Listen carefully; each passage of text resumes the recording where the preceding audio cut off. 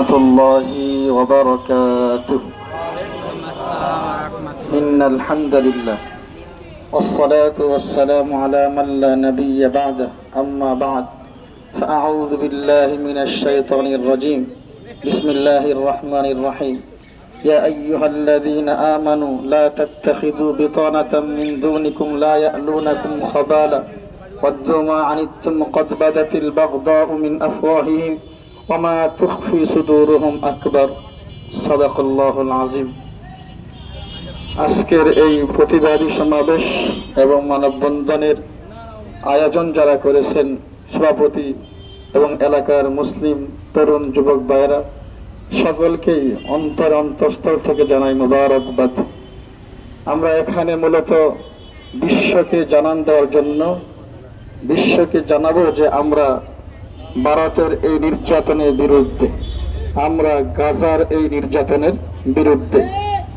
আল্লাহ কোরআনে অনেক জায়গায় আলোচনা করেছেন। আমি যে আয়াতটি পড়েছি এখানে আল্লাহ বলতেছেন আমাদেরকে লক্ষ্য করে, তোমরা তোমাদের সারা যারা আছে তথা হিন্দু, বৌদ্ধ, খ্রিস্টান, নাস্তিক এদের সাথে কখনো অন্তর মিলিয়ে চলিও না, অন্তরের বন্ধু এদেরকে বানাইও না।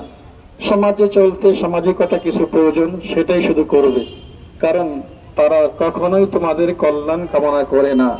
তারা চায় তোমরা পানিতে মরে যাও, তারা চায় তোমরা বাতে মরো, কষ্ট করো, তোমরা কষ্ট থাকো এটাই হিন্দুরা চায়, তোমরা কষ্ট করো এটাই ইহুদি খ্রিস্টানরা চায়। ওয়ালান তারদা আনকাল ইয়াহুদ ওয়ালান নাসারা হাত্তা তাত্তাবিআ মিল্লাতাহুম। আল্লাহ বলেন ইহুদি নাসারারা কখনোই তোমাদের প্রতি সন্তুষ্ট হতে পারে না, তবে তোমরা যদি ওদের দিনকে গ্রহণ করো তবে তারা খুশি হবে। তো আমরা কখনো ইসলামের অমিয়সুদা পান করার পরে তার থেকে চুল পরিমাণও দূরে সরতে পারি না। প্রয়োজন হলে আমাদের জীবন যাবে, আমাদের স্ত্রীরা বিধবা হবে, আমাদের সন্তানরা এতিম হবে, আমরা তাও আমাদের ইমানের রক্ষার জন্য, ইমান হেফাজতের জন্য আমরা চেষ্টা চালিয়ে যাব। তো আমি আমার দেশের ভাইদেরকে যেটা বলবো সেটা হলো, আসুন আমরা আগে খাঁটি মুমিন হই, খাঁটি মুসলিম। সেটা হলো আমরা অনেক কিছু চাইলেও করতে পারি না, যেমন গাজায় যাইতে পারি না, যেমন ওইখানে ভারতে গিয়ে মুসলমানদের পাশে দাঁড়াইতে পারতেছি না, দুঃখ লাগতেছে, কষ্ট লাগতেছে, এর জন্য আমরা অন্তর থেকে ঘৃণা করব এবং দোয়া করব। আমরা যে কাজগুলো করতে পারি আমরা সেইগুলো কতটুকু করতেছি। ইয়া আইয়ুহাল্লাযীনা আমানু দুখুলু ফিস সিলমি কাফা, তোমরা ইসলামের মধ্যে পরিপূর্ণরূপে প্রবেশ করো। আজ আমি মুমিন হয়ে 5 ওয়াক্ত নামাজি না, ঠিক কিনা বলেন? আমি মুসলিম হয়ে আমি রোজা রাখি না, আমি মুসলিম হয়ে যাকাত দেই না, আমি মুসলিম তরুণ হয়ে দাঁড়িয়ে রাখি না, আমি মুসলিম মা বোন হয়ে পর্দা করি না, ঠিক কিনা বলেন? আসুন আমরা আগে খাঁটি মুমিন হই এবং ওয়াতাসিমু বিহাবলিল্লাহি জামিআ, আল্লাহর রজ্জুকে সবাই একসাথে আঁকড়ে ধরি, আমাদের ভিতর বাহিরকে এক করি, তাহলে ইনশাআল্লাহ আমরা কাফের মুশরিকের বিরুদ্ধে আন্দোলন করে সফল হতে পারবো। আল্লাহ সুবহানাহু ওয়া তাআলা আমাদের এই প্রোগ্রামকে এবং আমাদেরকে, আমাদের এই কাজকে, প্রয়াসকে আল্লাহ কবুল করুন, সকলে বলে আমিন। ওয়া আখির দাওয়ানা আলহামদুলিল্লাহি রাব্বিল আলামিন। তাকবীর, আল্লাহু আকবার। হযরতের কথায় কথা মিলিয়ে আমি বলতে চাই, আপনারা যদি জাগ্রত হন, যদি এই বড়বাগ জাগ্রত হয় তাহলে মণিপুর জাগ্রত হবে, যদি এই মণিপুর জাগ্রত হয় তাহলে মিরপুর জাগ্রত হবে, যদি মিরপুর জাগ্রত হয় এই ঢাকা জাগ্রত হবে, যদি ঢাকা জাগ্রত হয় এই বাংলাদেশ জাগ্রত হবে, বাংলাদেশ যদি জাগ্রত হয় এশিয়া জাগ্রত হবে, এশিয়া যদি জাগ্রত হয় ইউরোপ জাগ্রত হবে, ইউরোপ যদি জাগ্রত হয় মধ্যপ্রাচ্য জাগ্রত হবে, মধ্যপ্রাচ্য যদি জাগ্রত হয় একদিন পুরো বিশ্ব জাগ্রত হবে এবং মুসলিমদের জয় হবে ইনশাআল্লাহ। এই মুহূর্তে আমাদের সামনে বক্তব্য রাখবেন গাউসিয়া জামে মসজিদের সম্মানিত খতিব, আমি আপনাকে বক্তব্য রাখার জন্য অনুরোধ করছি।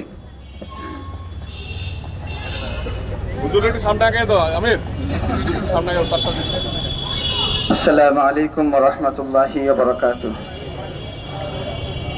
নাহমাদুহু ওয়া নুসাল্লি আলা রাসূলিহিল কারীম, আম্মা বা'দ।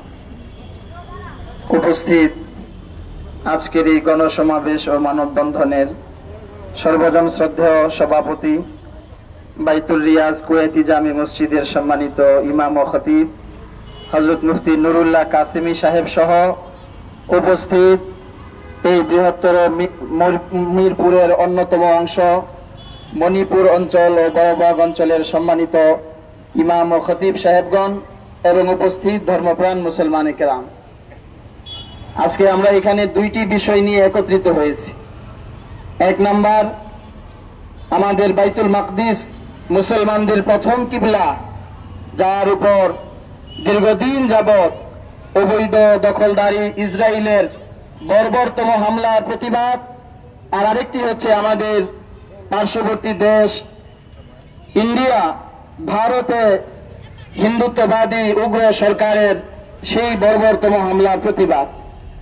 সর্বপ্রথম আমাদের জানতে হবে বাইতুল মাকদিস ফিলিস্তিন এর সাথে আমাদের অন্তরাত্মার সম্পর্ক, আমাদের হৃদয়ের সম্পর্ক, আমাদের অস্তিত্বের সম্পর্ক। এই বাইতুল মাকদিস মুসলমানদের প্রথম কিবলা, দুনিয়ার মাঝে সর্বপ্রথম মসজিদ যার দিকে মুসলমানরা ফিরে দীর্ঘ 17 মাস সিজদা করেছে সেটি হইল বাইতুল মাকদিস। এই বাইতুল মাকদিস এটা ফিলিস্তিনিদের সম্পদ নয়, এটা গোটা মুসলিম উম্মাহের সম্পদ। এর রক্ষা করার দায়িত্ব গোটা বিশ্বের মুসলিম উম্মাহের সমানভাবে। আজকে দীর্ঘ কয়েক যুগ যাবৎ গোটা বিশ্বের মুসলিম বিরোধী অপশক্তির সম্মিলিত প্রচেষ্টা, সম্মিলিত উদ্যোগে এই ফিলিস্তিনের উপর আক্রমণ এবং বাইতুল মাকদিসকে দখল করার পায়তারা ষড়যন্ত্র চলতেছে। সম্মানিত হাজিরিন, আমরা আমাদের অবস্থান থেকে বাইতুল মুকাদ্দাসকে কেন্দ্র করে 3টি কাজ করব। এর আগে আমাদের আরেকটি বিষয় জানতে হবে, পৃথিবীর ইতিহাসে একমাত্র মসজিদ বাইতুল মাকদিস, যে মসজিদের মতো সৌভাগ্যশীল মসজিদ দুনিয়ার মাঝে আর কোনটি নেই। এমনকি মক্কা মদিনার মসজিদের চেয়েও বাইতুল মুকাদ্দিসে এমন কাজ হয়েছে যা বাইতুল্লাহ শরীফ মদিনা শরীফে হয়নি। আর সেটি হইল মেরাজের রাত্রিতে আমাদের নবী সাল্লাল্লাহু আলাইহি সাল্লাম সেখানে জামাতে নামাজ পড়িয়েছেন, যে জামাতে কয়েক লক্ষ নবী ছিলেন, নবীরা মুসল্লিরাও ছিলেন নবী, জামাতের ইমামও ছিলেন নবী, যেটা বিশ্বের অন্য কোন মসজিদের সাথে হয় নাই। এজন্য আমাদের মনে রাখতে হবে এই বাইতুল মাকদিস আমাদের সম্মিলিত সম্পদ, এর হেফাজতের দায়িত্ব আমাদের। গোটা বিশ্বের মুসলিম উম্মাহ আমৃত্যু এই বাইতুল মাকদিসের জন্য প্রথম কাজ করবে, তারা জান প্রাণ দিয়ে দোয়া করবে। 2 নাম্বার, আমরা ভৌগোলিক সীমারেখার কারণে যদিও সে দেশে যাইতে পারি না, কিন্তু তাই বলে আমাদের দায়িত্ব থেকে আমরা মুক্তি পাবো না যতক্ষণ না ইসরায়েলি সহ ইসলাম বিদ্বেষী সমস্ত অপশক্তির পণ্যকে আমরা বয়কট না করব।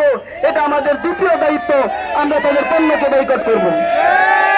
3 নাম্বার এবং শেষ দায়িত্ব, যদিও আমরা সেই দেশে যাইতে পারি না, কিন্তু আমরা আমাদের কথাগুলোকে সামাজিক যোগাযোগের মাধ্যমে ফেসবুক, ইন্টারনেট, ইউটিউব সহ অন্যান্য আন্তর্জাতিক সোশ্যাল মিডিয়ার মাধ্যমে আমরা ইংলিশে হোক অন্যান্য ভাবে হোক লাইক, কমেন্ট, শেয়ারের মাধ্যমে আমরা আমাদের দাবিগুলোকে বিশ্বের দরবারে এটা উত্থাপন করব। ফিলিস্তিনের উপর, বাইতুল মাকদিসের উপর যে হামলা, যে ষড়যন্ত্র, এটা বিশ্বের ইতিহাসে সর্বপ্রথম এবং সবচেয়ে জঘন্য ডাকাতি এবং অপশক্তির একটা উদ্ভব।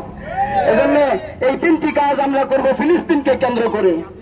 এরপরে 2 নাম্বার, আমাদের পার্শ্ববর্তী দেশ এই ভারত, এই ভারতে উগ্র হিন্দুত্ববাদী ভারত সরকার কর্তৃক বিতর্কিত ওয়াকফ বিল পাশ করা হয়েছে।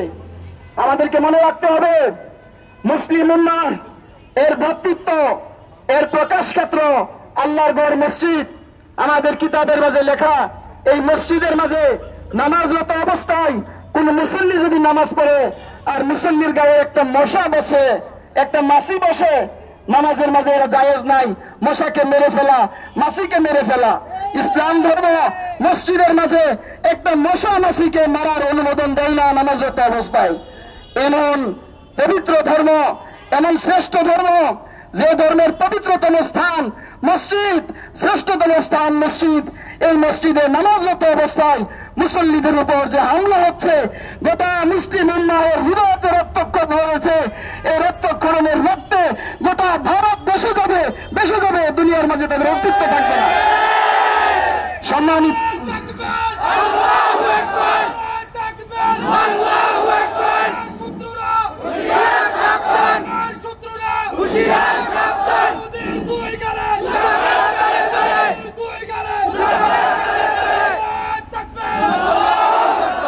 সম্মানিত উপস্থিতি, এই জন্য ভারতের ব্যাপারে আমাদের স্পষ্ট বার্তা, আপনারা আমাদের প্রতিবেশী দেশ, আপনাদের সাথে আমরা সৌহার্দ্যপূর্ণ সম্পর্ক রাখবো। ইসলামের স্বার্থে আপনাদেরকে আমরা ছুটকে ফেলে দিতে এক মুহূর্ত এদিক সেদিক করবো না। ভারতের হাজারো পণ্যের একমাত্র সেলসের জায়গা আমাদের বাংলাদেশ। আমাদের বাংলাদেশের উপর নির্ভর করে ভারতীয় হাজারো ব্যবসা প্রতিষ্ঠান আজকে সচল হয়ে আছে। যদি মুসলমানদের এই পবিত্র জায়গা মসজিদগুলোতে আর একবার হামলা করা হয়, আমরা যদিও সেখানে সশরীরে অংশগ্রহণ করতে পারবো না, কিন্তু তাদের কোন পণ্য আমাদের ঘরেও আমরা নিব না, আমরা তাকিয়েও দেখবো না ইনশাআল্লাহ। আর জাতীয়ভাবে আমাদের মাননীয় প্রধান উপদেষ্টার লক্ষ্য করে ওনার খিদমতে আমরা বিনীতভাবে জানাতে চাই, আপনার আন্তর্জাতিকভাবে গ্রহণযোগ্যতা রয়েছে, আপনি গ্রহণযোগ্যতা কি ইসলামের জন্য ব্যয় যদি করেন, কিয়ামত পর্যন্ত বাংলাদেশে মুসলমান থাকবে, তারা আপনাকে স্মরণ করবে ইনশাআল্লাহ। আর আপনি যদি এই 90% মুসলমানদের দেশে মুসলমানদের প্রতিনিধি হয়ে এই উগ্র হিন্দুত্ববাদী ভারত সরকার এবং ফিলিস্তিনিদের উপর নৃশংস হামলাকারী ইসরায়েলি অপশক্তির বিরুদ্ধে আন্তর্জাতিকভাবে যদি প্রতিবাদ এবং তাদেরকে বয়কটের সিদ্ধান্ত না নেন, আপনি বিবেকের কাছে চিরদিন অপরাধী, চিরদিন আপনি নিচু হয়ে থাকবেন, এটাও আপনাকে মনে রাখতে হবে। এই জন্য সর্বপ্রথম কাজ আমরা দোয়া করব, আন্তর্জাতিকভাবে লাইক কমেন্টের মাধ্যমে আমরা মতামতকে জানাবো এবং তাদের পণ্যকে বয়কট করব। আল্লাহ তাআলা আমাদের সকলকে এই তিনটি কথার উপর আমল করার তৌফিক দান করুন।